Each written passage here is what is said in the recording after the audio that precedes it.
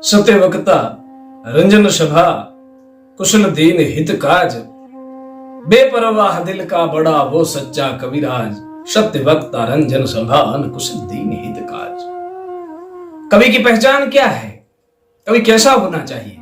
तो इस दोहे में कहा गया कवि सत्यवक्ता होना चाहिए, सभा का मनोरंजन करने वाला होना चाहिए, परंतु कुशलता पूर्वक अपनी सत्य बात रखने वाला भी होना चाहिए और दीन का गरीब का हित करने वाला होना चाहिए, राष्ट्रभक्ति को जागृत करने वाला होना चाहिए। अगर कोई अपने धर्म से पथभ्रष्ट हो रहा है, पथभ्रष्ट हो रहा है, तो उसको अपने पथ पर लाने के लिए बेबाक सत्य उच्चारण करने वाला होना चाहिए। वो चारण कहलाता है, वो कवि कहलाता है। आज एक ऐसी बात करते हैं।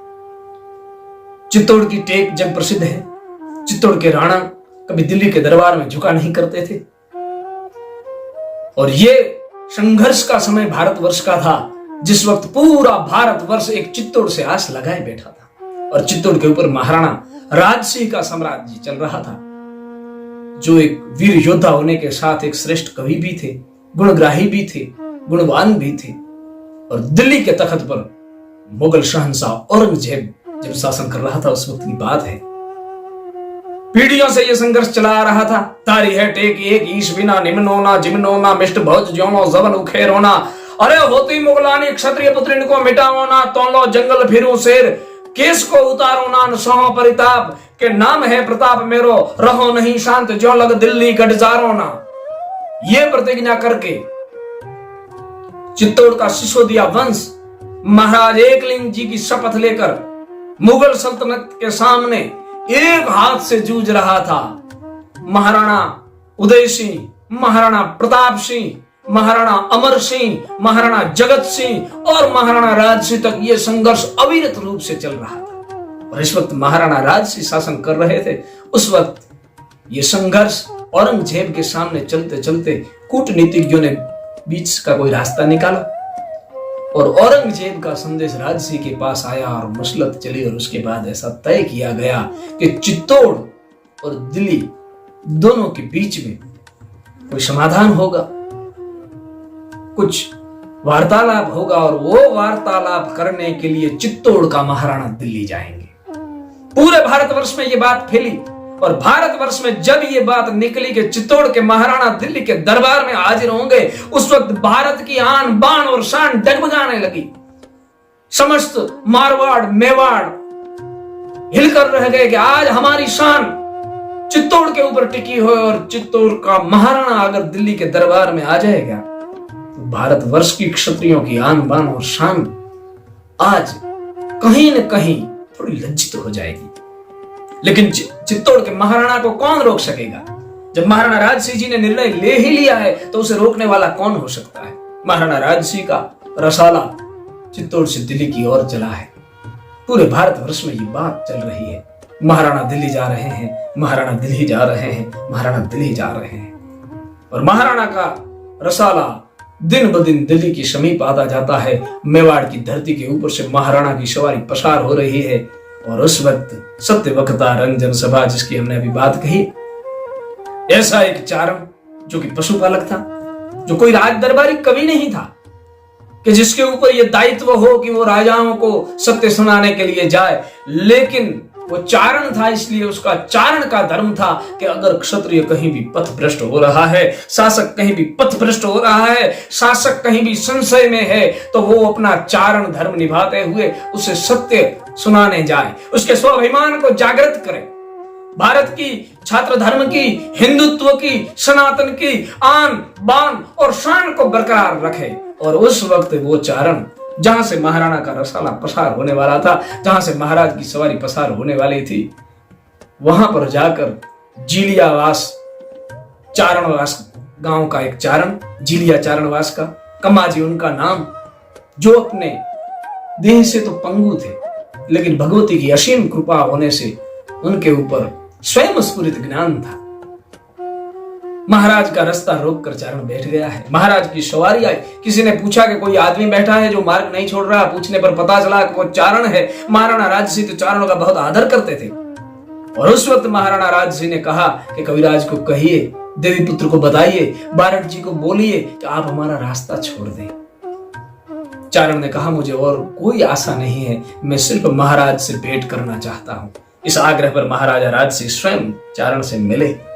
जय माता जी की। आदर सत्कार किया गया परस्पर दोनों तरफ से। कविराज को आसन दिया गया। महाराज आसन पर बैठे और आसन पर बैठकर महाराज ने पूछा, कविराज आपने हमारा रास्ता क्यों रोका? चारण ने कहा, महाराज मैंने सुना है कि आज चित्तौड़ की आन दिल्ली के दरबार में जा रही है। मैं चारण होने के नाते ये सुन नहीं पाया, इसलिए आपका रास्ता रोका है। मुझे बताइए क्या ये सत्य है? महाराणा राजसी ने कहा, कविराज आपका दुख मैं समझ सकता हूं, परंतु हम पीढ़ियों से संघर्ष कर रहे हैं, उस संघर्ष का परिणाम तो कुछ नहीं आता। और कविराज अब तो वक्त बदल चुका है। अब पहले वाला वक्त रहा नहीं कि जो हम संघर्ष करके टिक सकें। सभी दिल्ली के दरबार में जाकर बैठ गए हैं, तो हमें भी कुछ ऐसे प्रस्ताव आए हैं जिसको समझने के लिए हम दिल्ली जा रहे हैं। और उस वक्त चारण ने कहा, महाराज वक्त कभी बदला ही नहीं है। क्यों? कि जो लोग दिल्ली के दरबार में जाकर चंद सिक्कों की लालच में अपने अभिमान, अपना स्वाभिमान, अपनी आन बान और शान बेच चुके हैं, उन लोगों से महाराज आपकी तुलना नहीं हो सकती। अरे आपकी तुलना तो प्रकृति के उन शाश्वत तत्वों से है जो कभी बदलते ही नहीं है। और चारण वहां पर बोलता है, महाराज वक्त बदला आप कैसे कहेंगे? अजा सूर जल हड़े यजा प्रगटे हुतासन, यजा गंग खड़ हड़े यजा सा बद जिंद राशन, अजा दार यही बात यजा फल फूल धरती, यजा जति गोरख अजा है मात शकति, ध्रुव अचल मेरु यडग अन वेद धर्म वाराणसी पथ सासर मेवाड़ पति मारो राणो नमे की राजसी, अजा सूर जल हड़े यजा प्रगटे हुतासन। महाराज अभी तक सूर्योदय होता है और सूर्य इस पृथ्वी को प्रकाश देता रहता है।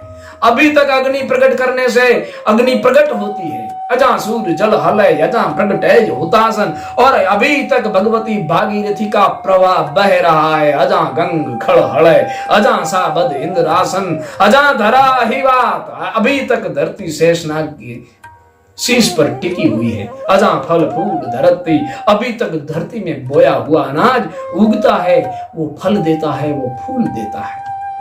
अजा फल फूल धरती और अजा जति गोरख है। महाराज अभी तक गोरखनाथ का आदेश ध्वनि गूंज रहा है। अभी तक मात शक्ति जगत जननी जगदम्बा आनंद ब्रह्मांड की अधिष्ठात्री राज राजेश्वरी महामाया पराम्बा शक्ति अभी तक अस्तित्व में है। अजा जति गोरख अजा है मात सकती ध्रुव अचल, अभी तक उत्तर दिशा में ध्रुव अचल खड़ा हुआ है।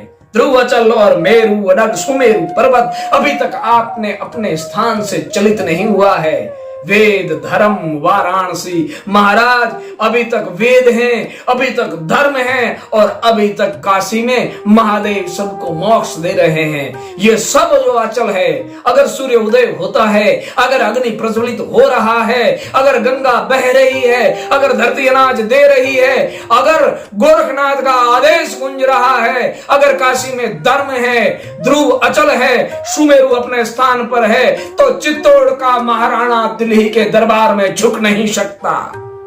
चारण की ये बात सुनकर इतिहास गवाह है।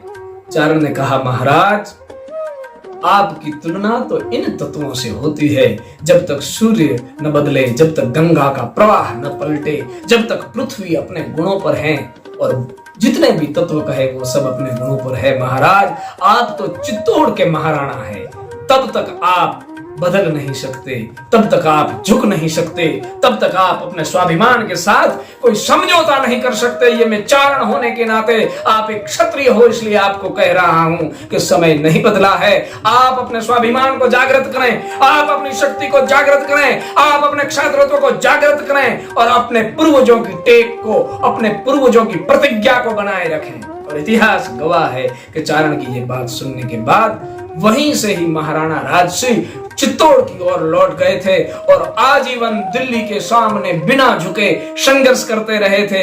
ऐसी कई बातें इतिहास में अंकित हुई हैं, ऐसी अन्य बातें भी हम लेकर आएंगे। लेकिन महाराजा राजसिंह ने अपने जीवन में कवियों के इस प्रभाव को देखते हुए एक कविता लिखा जो राज संबंध पर अंकित किया गया।